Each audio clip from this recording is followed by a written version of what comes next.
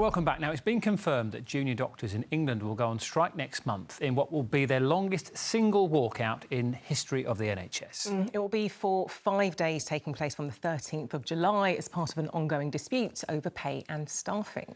Previous rounds of industrial action have had a crippling effect on NHS services. Our health correspondent, Catherine Jones, has been looking over the details. Lovely to see you. Thanks for coming in the studio. I feel like we need to get the calendar out again. We do, don't we? Our strike calendar. And guess what? Here's one I prepared earlier. So the dates you need to take note of are in red, 3 working days, and then it's sandwiched in the middle, Saturday and Sunday, for the first time a full weekend without junior doctors in hospitals.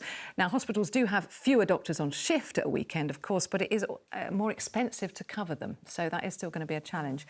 The government's offer, in case you've forgotten, is a 5% pay rise, and the British Medical Association says calling another strike with the aim of trying to tell them that this is very far off the mark, put it this way. They want a credible offer instead. The first round of action brought the government to the table. The second round of action did bring this pay offer that is sub-inflationary and not acceptable to our members, as it doesn't address the underlying problem of year upon year of pay cuts. And now we're hoping that our next round of action will bring the person who actually has power over this dispute, Mr. Rishi Sunak, the Prime Minister, to the table himself.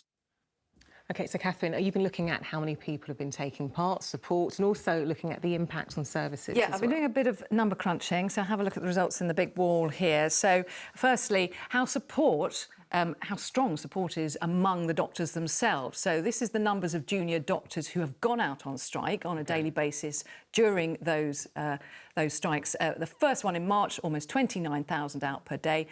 Last week's 23,000. So I'd still say that's solid support among union members, but it is waning, isn't it? The other thing that's really interesting is how well hospitals are learning to cope with having to postpone patient care. So back in March, 17,800 operations cancelled, nearly 160,000 appointments.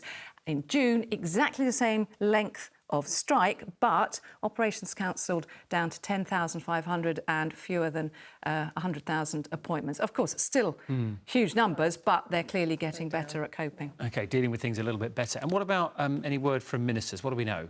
Just said today the new strike is extremely disappointing. The opening offer is fair and reasonable. The BMA needs to show willingness to move away from the starting position. So no movement there. Caught in the middle, of course, are England's hospitals. The body which represents them said today this can't go on and become business as usual. You can just hear the exasperation in that statement, can't you? They want both sides to go to arbitration. Cathy, and your calendar, thank you very much.